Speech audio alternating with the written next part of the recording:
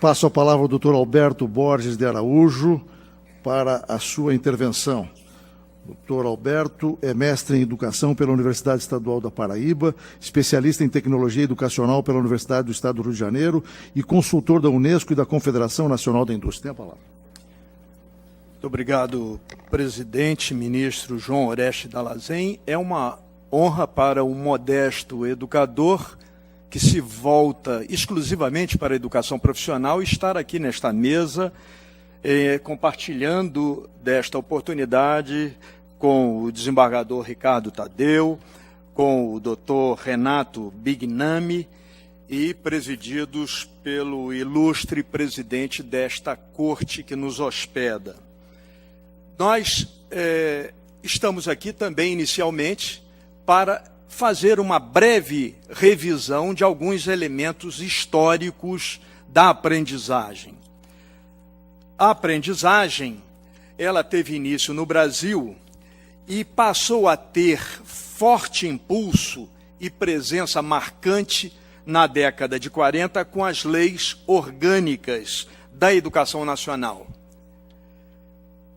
O conceito, já mencionado pelo desembargador Ricardo Tadeu, eu me permito até deixar de reproduzir, mas está aí e nós precisamos nos ater a este conceito que tem base na legislação. Portanto, não podemos ter nenhuma discrepância em relação ao que é a aprendizagem. Ela se faz dentro de uma cota, e esta cota, ela também é estabelecida em lei. E a base para cálculo são as ocupações que demandem formação profissional, é o texto da lei. Mas vemos atualmente, o cenário atual passa a exigir, pelo menos na interpretação de alguns agentes públicos, um número superior ao que está previsto em lei, e para funções que não demandam formação profissional. Precisamos, então, trazer algumas reflexões para, posteriormente, então, fazermos uma proposta a todos os senhores presentes. A aprendizagem profissional tem algumas características educacionais básicas. Elas formam pessoas, adolescentes, jovens, para exercerem ocupações qualificadas. Ela é alicerçada na educação básica, ela não substitui a educação básica, mas complementa a educação básica, necessária para todos os cidadãos. Ela é a formação de profissionais que devem dominar os conhecimentos tecnológicos, já foi mencionado aqui pelo expositor que me antecedeu. Ela permite o desenvolvimento de atitudes pessoais e ela é realizada num período relativamente longo. Não se trata de um evento de poucos minutos, isso não seria aprendizagem profissional, mas um evento estruturado, metodicamente estruturado e relativamente longo.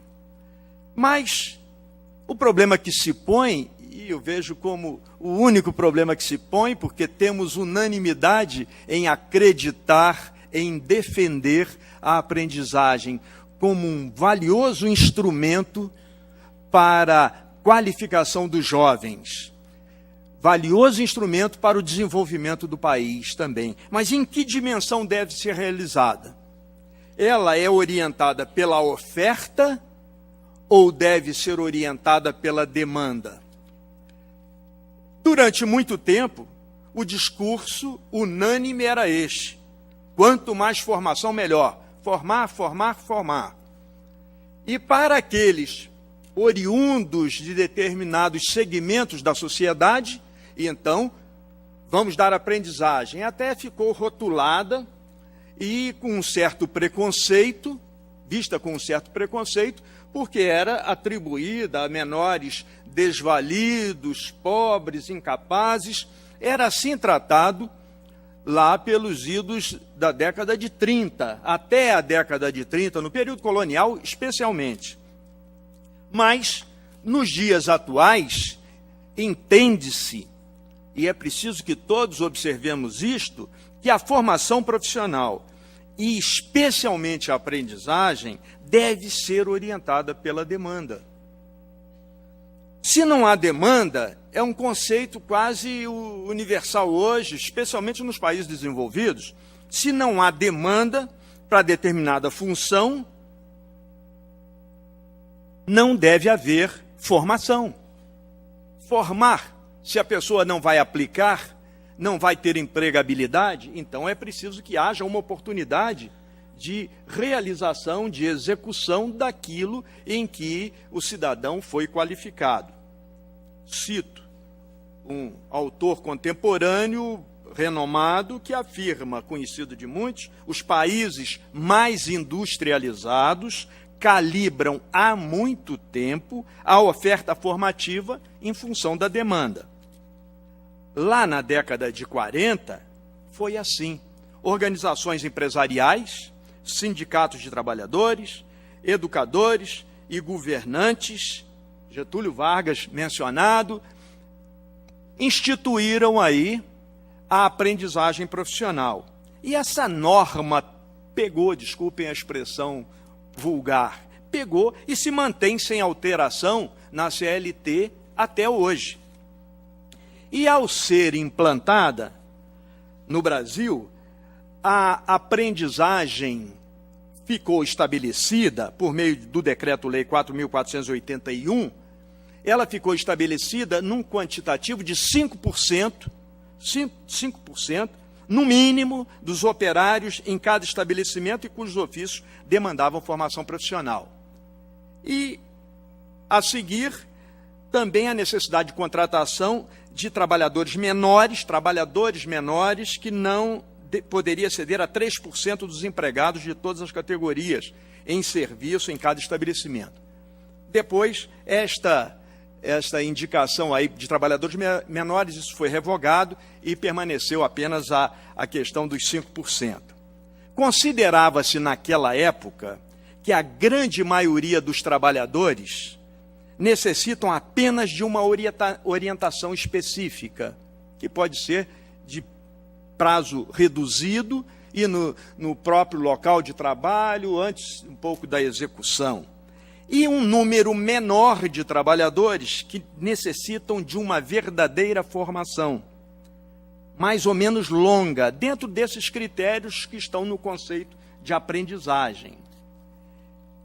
Em 1945, nós temos os registros disso, de uma pesquisa realizada nas indústrias de São Paulo, e em 18 mil estabelecimentos industriais, com cerca de 500 mil trabalhadores, apenas 20% desse total eram operários cujas funções demandavam formação profissional. Então era um número reduzido, confirmando aquele entendimento de que muitos careciam de uma breve orientação. O governo federal, em 1946, propôs a extinção, ou determinou a extinção dos cursos de trabalhadores menores e fixou em bases lógicas esse critério de contratação de aprendizes. E qual era a finalidade?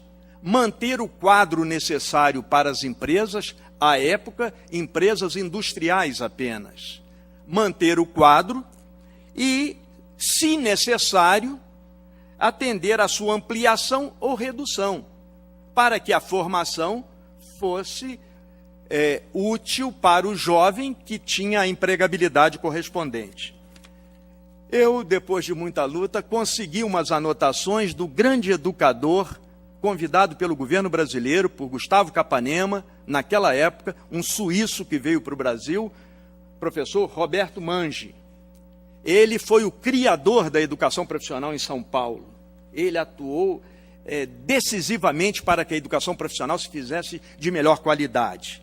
Nas anotações dele, encontrei o seguinte: o percentual de 5%, ele, professor, daí estar num quadro de giz, foi fixado em função das seguintes considerações: necessidade de reposição anual de 3,3 para a manutenção do quadro, sendo o tempo médio de trabalho de 30 anos. Então, 3,3. Brasil, o país em época de guerra, necessidade de ampliação do parque industrial e as empresas crescendo a um percentual em relação ao número de trabalhadores de 1,7.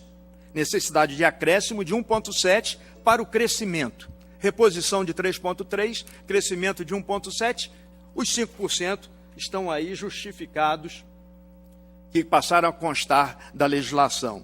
Então, buscou-se com essa fixação garantir que todo ano, novo contingente de 5% seria enviado, à época, para as escolas do Senai, que era só o setor industrial. Agora, se o curso fosse de 2 anos, o percentual seria acrescido de mais 5%, então 10%. Se a formação, por exemplo, de ferramenteiro,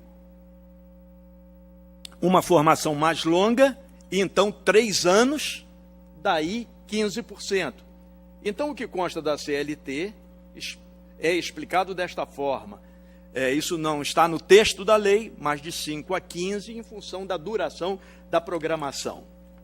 Mas hoje, nós dispomos, por exemplo, para a indústria, do mapa do trabalho industrial, que aponta qual vai ser a demanda da indústria para os próximos 5, 10, 15 anos, os estudos prospectivos.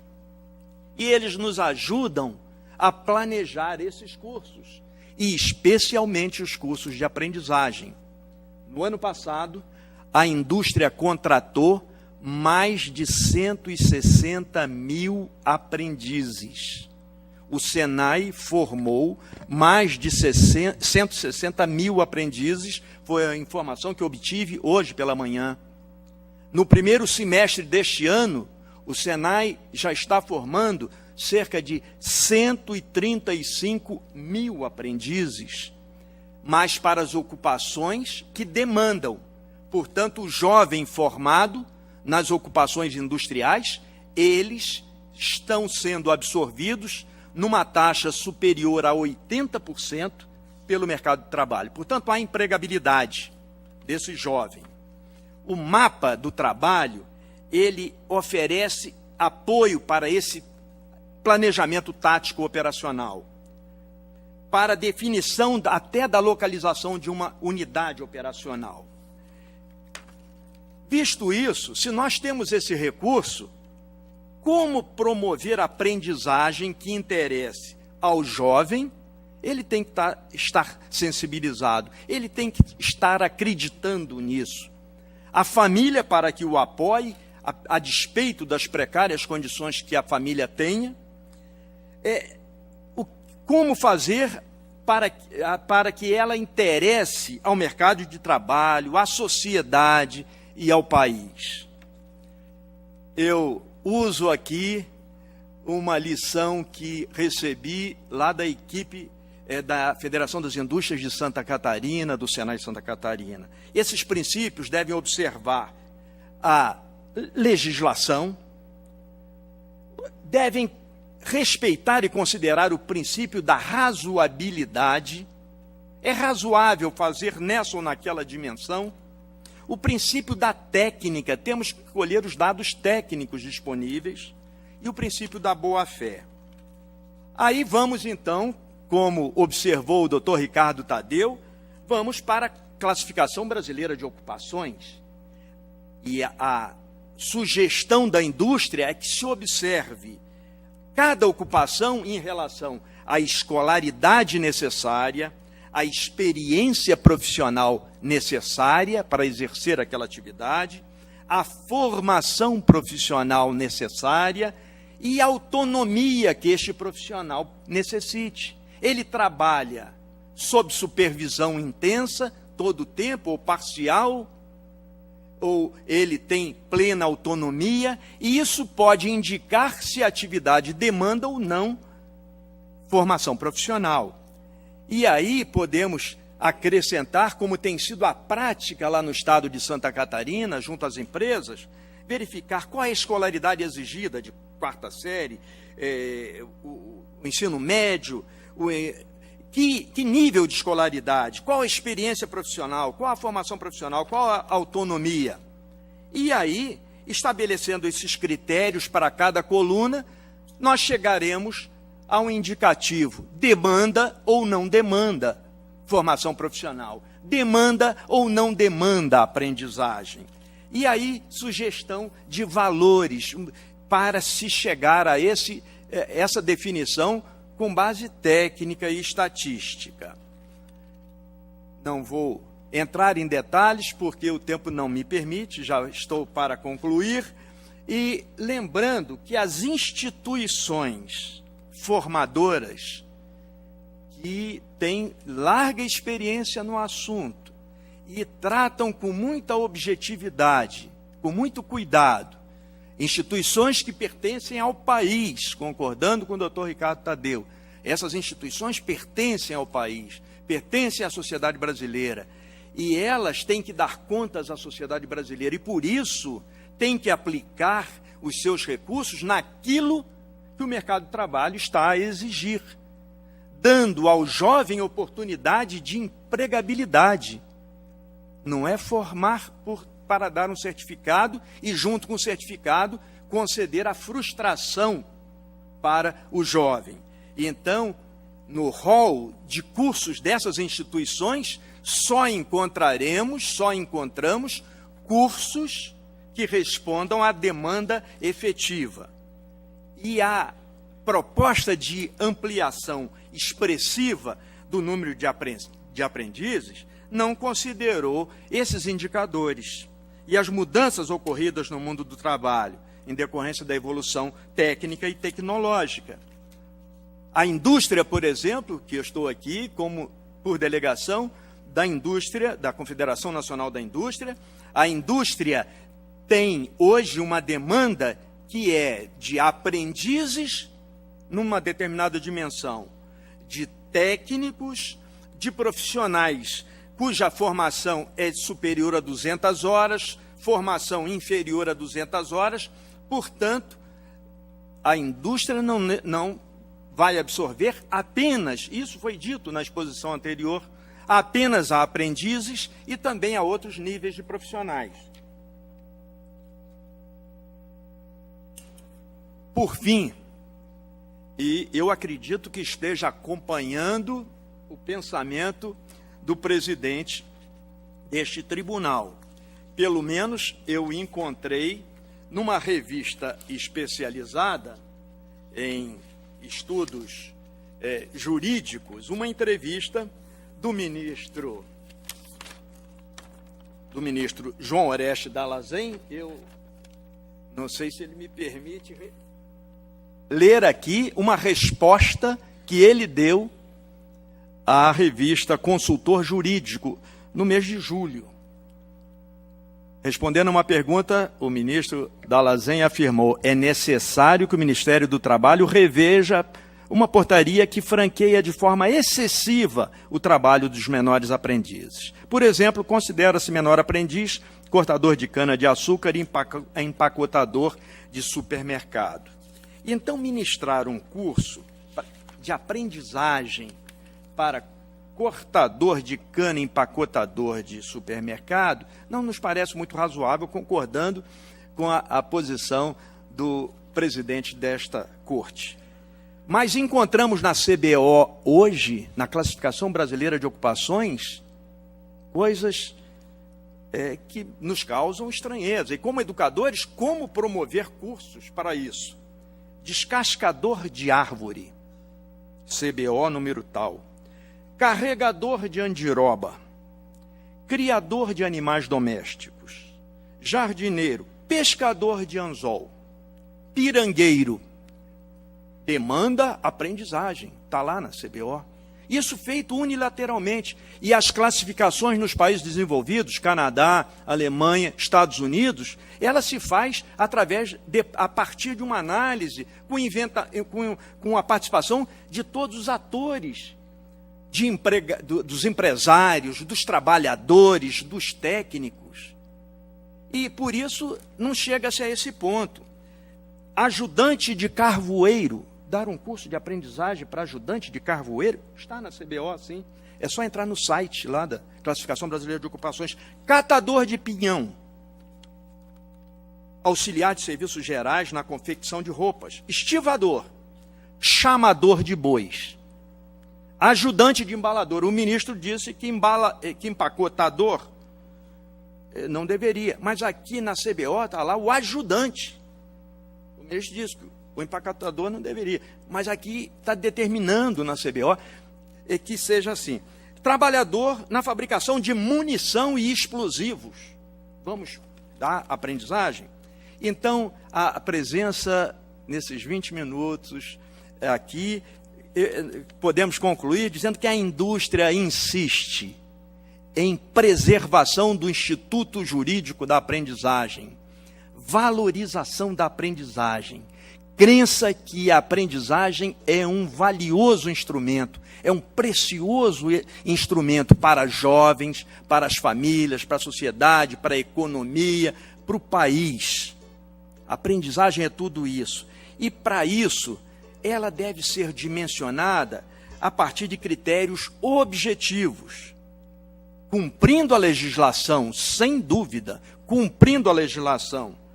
Mas, para fixar esses quantitativos, precisamos excluir aquelas atividades, aquelas ocupações que, de fato, não demandam formação profissional metódica. Essa é a contribuição que a Confederação Nacional da Indústria oferece para magistrados, para os ministros que atuam aqui nesta corte, para os auditores fiscais, para todos. Nós temos uma proposta de uma metodologia para estimar isso, para estabelecer os números da efetiva, da real demanda. E fica à disposição de todos os interessados, como são todos os que aqui estão neste auditório. No mais, eu me sinto muito honrado, é uma das oportunidades mais relevantes e gratificantes na vida de um educador, estar num ambiente de prestígio como este para refletir sobre educação profissional e